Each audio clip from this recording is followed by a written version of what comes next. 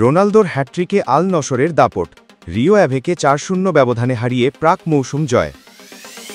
প্রাক মৌসুম প্রীতি ম্যাচে রিও অ্যাভেকে বিশাল ব্যবধানে ৪-০ গোলে হারিয়ে দুর্দান্ত জয় তুলে নিয়েছে ক্রিস্টিয়ানো রোনালদোর নেতৃত্বে আল নাসার।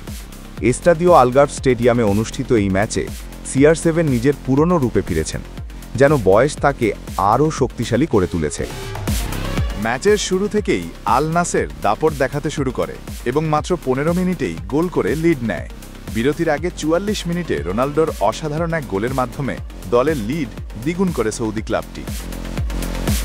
বিরতির পরও রোনালদো থেমে থাকেননি।